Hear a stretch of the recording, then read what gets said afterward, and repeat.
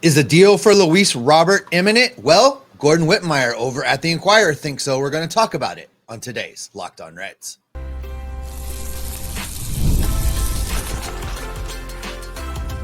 You are Locked On Reds, your daily Cincinnati Reds podcast, part of the Locked On Podcast Network, your team every day.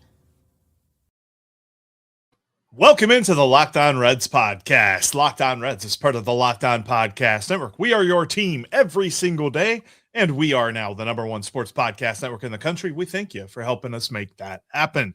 Hi, my name is Jeff. His name's Steve, and we are lifelong Cincinnati Reds fans that have been podcasting about this team for a combined 14 seasons, and we bring you takes and analysis about the Cincinnati Reds every single day that you ain't getting anywhere else. And on today's show, we're going to tell you why we're mad at the Reds because of the Pirates a little bit later on, because it feels like the Pirates are winning the offseason, which I get it. We'll get into all of that later on. In just a few minutes, I want to talk about a guy who the Reds could possibly look at from Japan, and Kazuma Okamoto, who could really upgrade this lineup. But we will begin with the persistent rumors about Luis Robert and why we now have a local source that is talking about the possibility of this trade. That's all coming up on today's episode that is brought to you by FanDuel. Get in on the live betting action right now with your favorite NFL games all over at FanDuel. All right, Steve, we now have a local source. Bob Nightingale was talking about this the other day, and it's just like, yeah, this rumor just doesn't seem to go away. But now Gordon Whitmire has an article out talking about the possibility of this trade. And it feels like whenever local guys get in on a rumor, that means that there's a lot of smoke around this thing. This is what happened with Kyle Schwarber. We know that they at least made an offer and had significant meetings with Kyle Schwarber. So it feels like there's quite a bit of smoke, which means that fire's pretty close. Yeah, unfortunately, because I'm still not really sold on this deal. But the fact of the matter is now Gordon's leaned into it. And most of the time, you know how I feel about old Gordo and the things that he reports. But this is right in his wheelhouse. He gets to cover the Cincinnati Reds and get paid to talk about the Reds while expressing his undying love for the city of Chicago and his undying love for all things Windy City. Well, and so okay, if there's anybody, he wasn't a white if there's anybody that can be dialed in with something going on in Chicago, it's Gordo, because he's never really left the city of Chicago in the first place. So I put a little stock in this one, Jeff. If this was any other team, I might be like, I don't know. But with the White Sox and the Reds having these talks now for seemingly 10 years, I feel like they've got to be getting close. Gordon went as far as to say that, they could get a deal done, by the end of this week, over the holidays. So I feel like the Reds are very slowly getting painted into a corner. We're going to talk a little bit later in the show about what's going on in Pittsburgh and their most recent addition, which just takes another name off the list and forces the Reds to look more and more and more at this trade avenue. And this has really been the name that keeps reoccurring. It's the name that is available. I feel like the White Sox are in a position where they're going to want to cover some of that salary, I think, just to get Robert out of there. So I think things are finally lining up. Maybe all the pieces and the stars hadn't aligned over the last year, but I think they're finally getting there, and the Reds are going to pull the trigger on it. Now, I don't know if that's good or bad.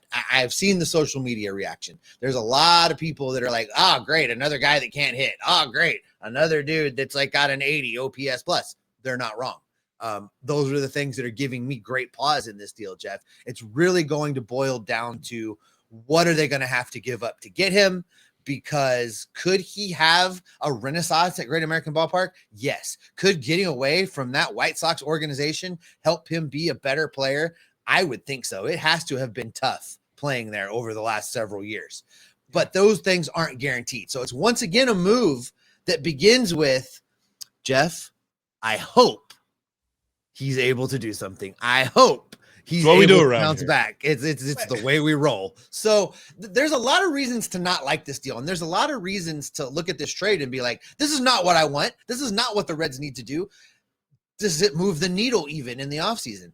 A lot of questions there. And for me, this trade, Jeff, you know where I stand on if I had to grade the team today in the offseason. This trade doesn't move that needle very much for me. Maybe it takes him out of F into D territory, maybe gets him to a high D. But the fact of the matter is, Luis Robert doesn't really fix the problems in the lineup, at least looking at it on the surface, at least looking at it from his production standpoint over a pretty good 200 game sample size. If you look at that 200 game sample size, he doesn't move the needle very much. But also what happened before that has to be taken into account. It feels like everybody is looking at 2024 and 2025 and saying that's who he is. There is nothing else. But he has a 38 home run season. He has an all-star season. He has a 30 steal season, which was last year. But he also has, I think he was a Gold Glover as a rookie is what that was. Like this can play. He has it in his history. We are not talking about an unproven guy who the Reds need to bring up from the minor leagues and see what's going to happen in Hector Rodriguez. We're not talking about a guy who we've seen a little bit in the major leagues and don't necessarily know how he fits on this team moving forward in Christian Encarnacion Strand. We're not even talking about a current major leaguer who is a current Gold Glover who can't hit and plays third base. We're talking about a dude that has done this in the past. I think that this would move the needle. The interesting part about this trade, though, is that it is very not like Nick Krall. Nick Krall goes for the low risk, medium reward trades. Like I never really see him go for the high ceiling moves because the high ceiling moves typically carry with it some risk, whether it be medium to high risk. This is a high risk, high reward trade, but also you have the ability to buy him out of his club option for next year. You're not married to him for multiple seasons. So I've heard that there's a possibility, and these are unconfirmed reports, that there's a possibility of the White Sox eating half of that $20 million to make the prospect return from the Reds look better.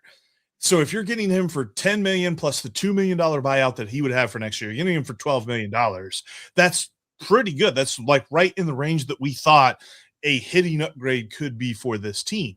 And if you're getting the career version, I'm not saying if you're getting the 2023 version, which I would love, but if you're getting the back of the baseball card guy who hits 250 with a OPS around 770, sign me up for that. Like that's exactly what this team needs and exactly the kind of hitter that you could hit behind Ellie De La Cruz and feel comfortable about that lineup. And oh, by the way, he would immediately be the best glove that you have in the outfield. You're not talking about getting a bat first guy whose bat has kind of stunk. He still has all of the other tools that even though the batting hasn't been, very aesthetically pleasing the last couple of years, he still has a career number that makes me think that he can be that guy while also having the tools to be a good fielder and a good base runner.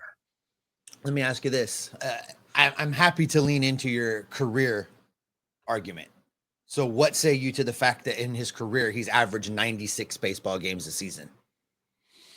That's a risk you got to take with this. I think you've got to see how you can improve this team in some way. And if those are 96 ball games, let's say he just plays 96 ball games in 2026. If those are 96 ball games that you don't have to play TJ Friedl in center field, I think that those are 96 ball games that you do TJ Friedl a service and you do the rest of this roster a service because you're not getting that kind of value from the guys that you will be trading. I have heard a lot about Chase Petty being included in this deal. And while Chase Petty would be part of the starting rotation as far as 8th or 9th on the depth chart, and he probably gets a couple of starts this year, there's no way that those starts provide the value that 96 ball games of Luis Robert would give you. And those are also 96 ball games that we're not asking the question of what part of the platoon of Gavin Lux and Spencer Steer is playing in left field.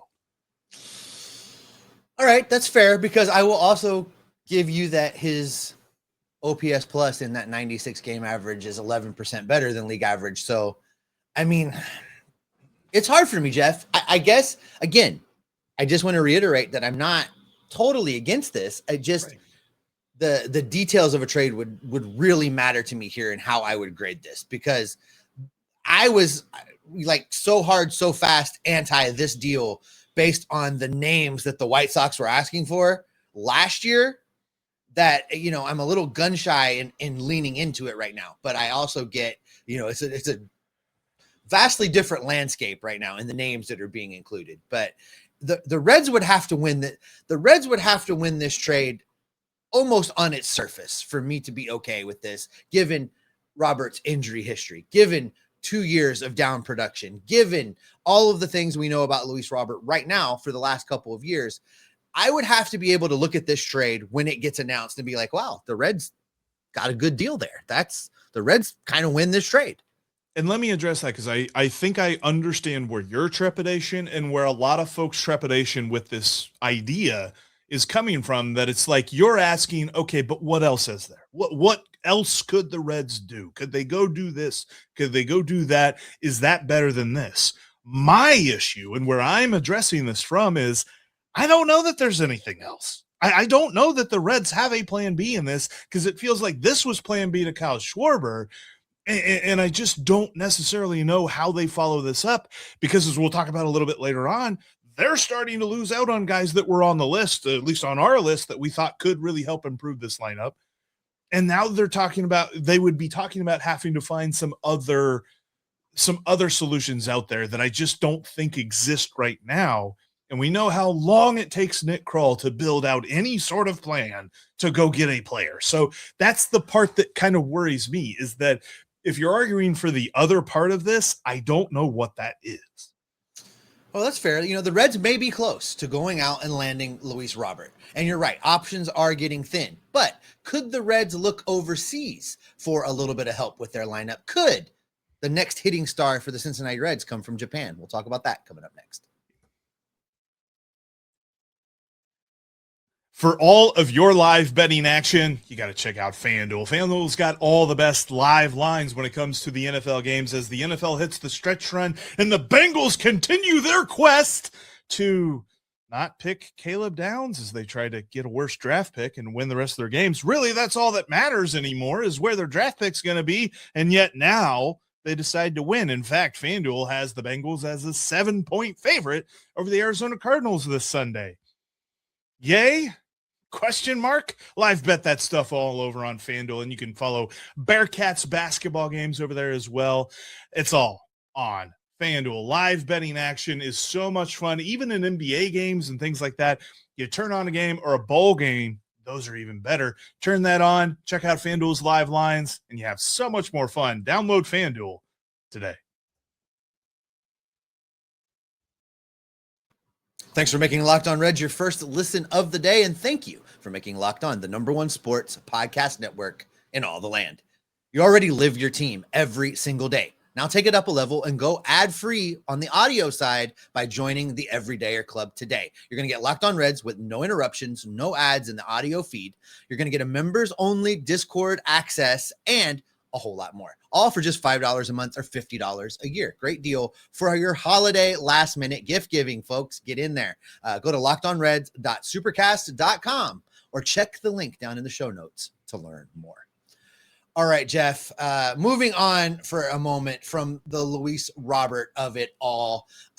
There's a guy out there in the country of Japan, last name Okamoto, and he's generating quite the buzz. The question on the table is, should the Cincinnati Reds be in on him? Could the Cincinnati Reds be in on him? Those are two dramatically different questions that may have different answers. Yeah, I think that the answer to should is yes. The answer to could is no. I don't think that the Reds are currently in on Kazuma Okamoto, but they should be for a couple of different reasons. He is a power guy. He's played multiple years. He's going to be 29 years old, or he is 29 years old right now, coming out of the Nippon Professional Baseball League. And when it comes to his profile, he has 6 straight seasons from 2018 through 2023 where he hit over 30 home runs. Last year, injuries plagued him a little bit, and he only played in 69 ball games. But even in that shortened amount of time, he clubbed 15 home runs. And I don't think, as much as somebody wants to argue the level of competition in Japan as opposed to Major League Baseball, I don't think that it's easily like one for one ported over. Like, yes, he's going to hit 30 home runs because he hit 30 home runs there. But I think because he did it so long, once he adjusts to Major League pitching, we could be talking about a guy that easily hits 25. The whole idea of Nick Kroll talking about, well, if they just, make contact and hit line drives, you're going to hit 25 home runs at Great American Ballpark. I think that Kazuma Okamoto is exactly that kind of a dude.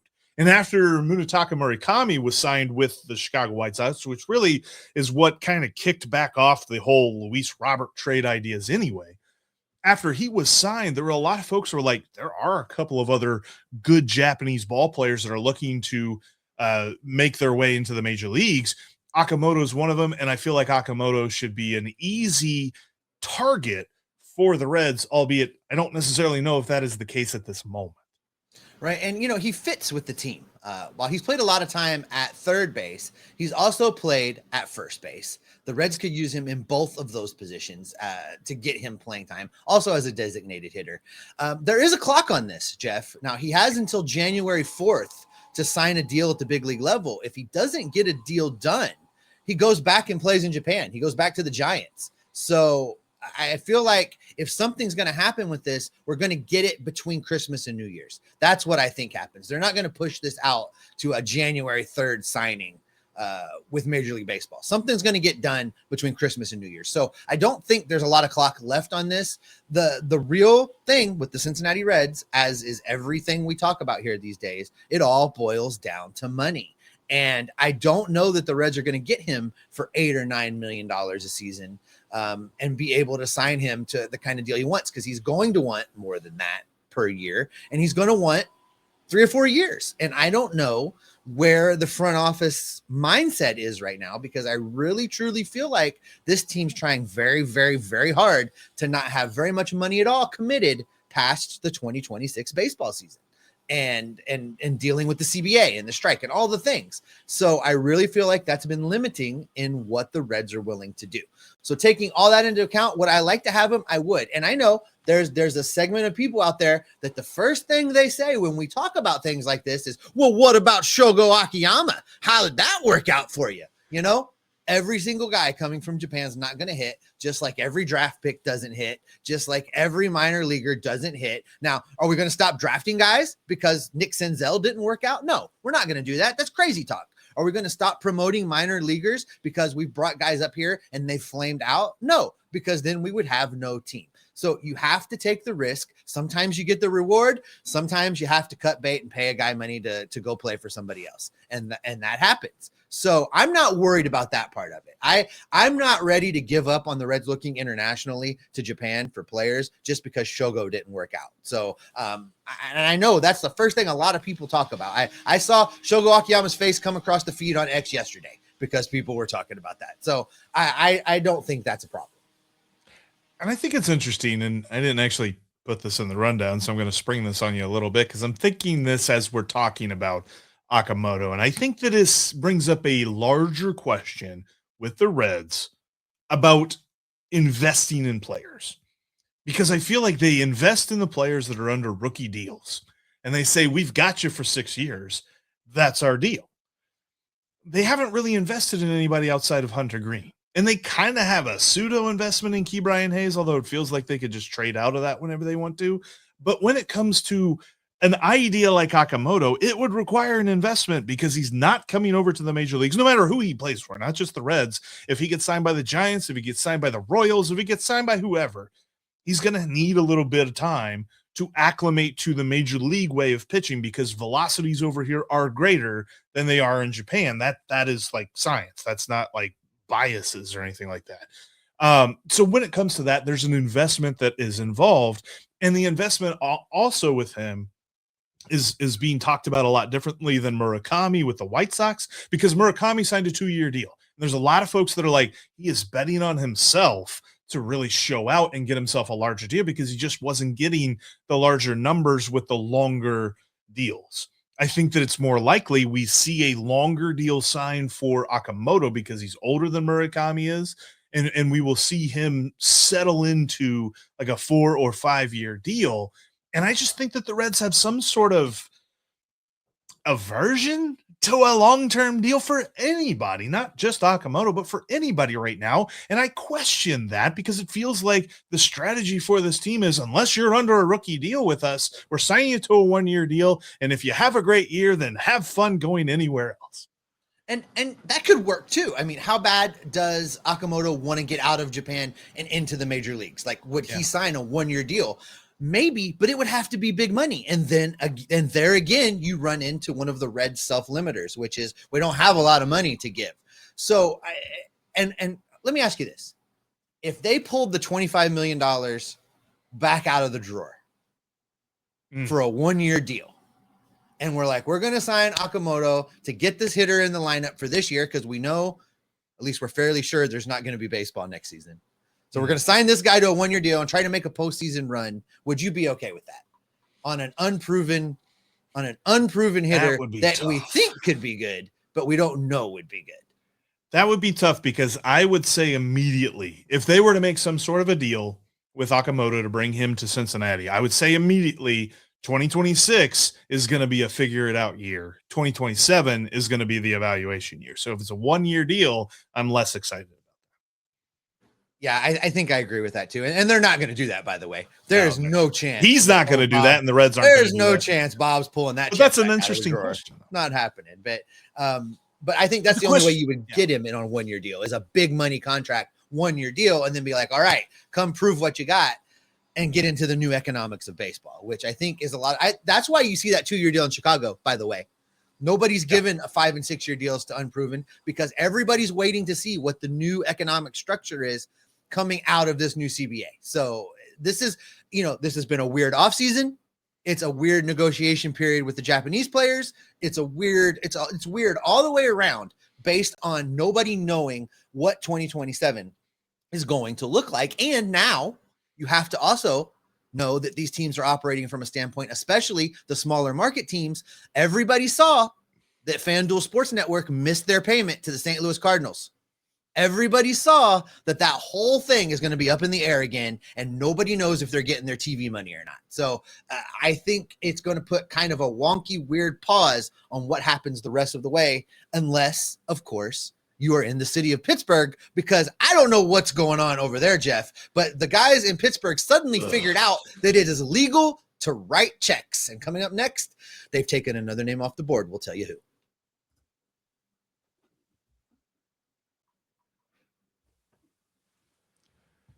We encourage you to continue the conversation with us after the show is over. You can follow me on X at Jeff Carr with 3 Fs. You can follow Steve on X at S. Offenbaker with 2 Fs. And you can follow the show at Locked On Reds. There's no Fs in that.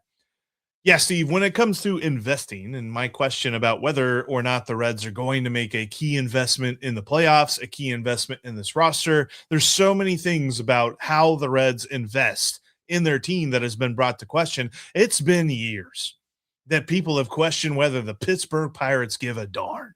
But if the news that just came out Tuesday early afternoon is any indication, for some reason in the year of our Lord 2026, they are going to, because they just signed another guy that we actually had on our list for the Reds to go get. They signed Ryan O'Hearn to a 2-year, $29 million deal. It's about $14.5 million, if my math is correct, per year, a little bit more than I think Spot Track had him going for. But at the same time, this is now another guy, because they traded for Brandon Lau from the Rays. They actually got a couple of other guys in that deal. They got a relief pitcher. They got a glove first outfielder in Jake Mangum. They've done some things this offseason. And quite frankly, it looks like right now the Reds are getting beat by the Pirates here in the month of December. It don't look like it. They are. They're getting boat raced right now. The Pittsburgh Pirates are out there doing the things we keep saying the Reds need to do. Yep. And it's infuriating. It's beyond frustrating, because the Pittsburgh Pirates were nowhere near as close to being ready to make a move as the Cincinnati Reds are heading into this offseason. So the fact that Sideshow Bob and Nick are sitting back on their hands going, oh, we got $1, and all the things we've talked about them doing while Pittsburgh's writing checks is ridiculous. It's just absolutely ridiculous, because, listen, these moves that the Pirates are making are going to move the needle a little bit, but it's not going to put that team into the playoffs. This doesn't make the Pittsburgh Pirates a playoff team. It's going to make them that team that the Reds have been for a lot of years, where maybe if things go sideways and everybody else stumbles and the Pirates go on a heater, they'll be relevant into the wild card talk into September. That's what these moves get for the Pittsburgh Pirates. If the Reds had made the same moves that the Pirates have made this offseason, moves that you and I have been asking the Reds to make, if the Reds had made those moves, we'd be talking about, that squint now is not about the wild card. That squint is, can they catch the Brewers? Can they pass the Cubs? Can they be in competition to win the National League Central? That's the difference here. The difference here is the Reds could have made these moves and become a contender for the division. The Pirates are making these moves to try and remain relevant into September so people still come to the ballpark. It's vastly different, and it's a tremendous waste of the talent that Cincinnati has with a window that's getting shorter and shorter and shorter and shorter because those 6-year team controls are running out on guys. We're already starting to see it. We're into Tyler Stephenson's final year. This window is closing, and this was the time to make a move, and they're doing it in frickin' Pittsburgh. And the other thing that adds frustration to this, you mentioned like the window is shrinking. The only reason that the window is shrinking is because of the Reds. The Brewers are talking about trading Freddie Peralta. The Cubs, at least at one point, there were rumors that they might trade their second baseman, Nico Horner. And while they still remain like dark horse candidates to sign some of the bigger name free agents, there's not a lot of concrete rumors that really point them in the direction of they're going for this thing. So it makes me wonder a little bit, like, and obviously we know that the Cardinals are continuing their tear down. They traded Wilson Contreras to the Red Sox. That's the best thing about this offseason. That's the only thing that I've been happy about this offseason is that the Cardinals continue to look like they're going to be bad. But as it stands, in the way that these Pirates are making these moves, the only team that you can sleep on next year in the NL Central is going to be the Cardinals. You can't sleep on the Pirates. The Pirates are going to have a fine lineup that's going to make sense, and they have great pitching that is going to keep your lineup from doing its thing, because we saw that with the Reds. The Reds were a very mediocre lineup that was league average in just about everything. So when they played a good pitching staff, they had a hard time doing a lot. Pittsburgh's going to be that team that limits them. And if all they got to do is win 2-1, then you're talking about the Reds pitching has to be perfect too. So you're putting so much pressure on a pitching staff by not doing what you're doing and watching your division rival go out there and do the things that you should be doing. Like Pittsburgh is making smart moves. I thought their trade for Brandon Lau and Jake Mangum and Mason Montgomery was a smart move. And while they gave up an interesting pitching prospect in Mike Burrows, I don't remember the last time I heard somebody say, boy, wait till the Pirates call up Mike Burrows. If the Reds sit on Chase Petty and sit on Julian Aguiar and Brandon Williamson and all these other guys, when they could send them out for a guy like Luis Robert, or they could go look for some kind of other move and make this lineup better, then I will have absolutely no sympathy for the Reds when they get into September and they talk about, man, how did we miss out on the playoffs again? Well, you look at this team, Jeff, and I don't think it's not a stretch. It's not even hard to say. It's just the simple facts, truth. The Cincinnati Reds right now, that lineup, that team, the team that they currently possess is worse than the team that finished the season in 2025. Andujar is not on this team. He made this team better. They've lost guys. Austin Hayes is out. And Austin Hayes is gone. So they've lost guys that led the league, God help us, in some of the statistical categories for this team. And they have yet to address it. And they're running out of time. Names are coming off the board. We're getting into January now, Jeff, where the big names are moved. You're looking at what's the best of the rest. And there's a lot of teams competing for those guys. And Cincinnati has not gotten serious. They just simply have not gotten serious. And it's a problem. It's a problem for this team moving forward. And, I'm seeing in the socials, Jeff, and I get it. Social media is a place where people go to vent and where people go to like kind of let the steam off a little bit. But I'm seeing guys, yeah, it is. I'm trying. But I'm seeing guys that, are older than me that have been Reds fans for a long, long time. And they're out of patience. There is a whole lot of, I'm not going anymore. I'm not giving Bob my money anymore. I'm not spending money anymore. Posts of why should I go to and be excited about Reds Fest? Why should I invest in this team when the people that own it won't? These are all good questions that I don't have an answer for. I operate from a place, Jeff, where I am not going to let Bob Castellini thief my joy. And my joy is summers in the ballpark. So I'm not going to let him do it. But I get at this point where those people are coming from, because I look at this team and right now it is not better. It is not building upon that playoff appearance. It is not improving from the weaknesses that were exposed in order to make a deeper playoff run. It's not doing any of those things. When I think too, the answer to this question for a lot of Reds fans is they just literally have to actually do the thing. They actually have to win the division, or they actually have to win a playoff series or something like that. Because if I were to ask someone, a typical Reds fan, if I asked 10 Reds fans right now, like, what would it take to get you to buy into where this team is going? A lot of people would ask, where are they going? And then some people would probably say they actually have to get there before I buy into where they're going. And I wonder about that. We're going to talk about that a lot tomorrow on our show with Tim Daniel. Tim Daniel, by the way, going to join us on tomorrow, the Christmas Eve edition of the Locked On Reds podcast. He will join us. We'll talk about that. We're going to talk a lot about what Hunter Green had to say to Bob Nightingale on USA Today. On that interview. He said a lot. None of it was really surprising to you and me, but I know that Tim is fired up about this. So we're going to be diving into a lot on the Christmas Eve edition of the Locked On Reds podcast. But it's clear that right now, the Reds really got to get some things done, because not only are we being impatient with the Reds in a vacuum, but when you start to look around, you see that the Pittsburgh Pirates are creeping up on them, and that is absolutely unacceptable. And I really hope that changes here soon. We're going to be all over it here on the Locked On Reds podcast, as we always are, all throughout the offseason. Make sure that you subscribe, and appreciate you making us part of your everyday routine. By the way, did we make your Spotify wrap this year? If we did, make sure you post on social media and tag the National Locked On Podcast account. We'll send you a code for a free month of the Everydayer Club for Locked On Reds. And by the way, you can join the Everydayer Club at lockedonreds.supercast.com, and the link is in the show notes down below. Now, make sure you go make your second listen, Locked On MLB. Sully's got you covered with views around the league. Or if you're watching here on YouTube, we're going to roll into our national Locked On 24/7 feed, and we're talking about all the sports all over there, because Locked On is your team every single day. But as for Steve and myself and Tim Daniel tomorrow, we will be Locked On Reds every single day. I want to mess with you so bad about that Supercast thing, but I know if I put it in your head, you'll screw it up for another week, and I'm not doing it. Hey, I've gotten better at it, all right? I've gotten better. You finally are saying the right words. So, I mean, that's a drastic improvement. Hey, right is better than wrong.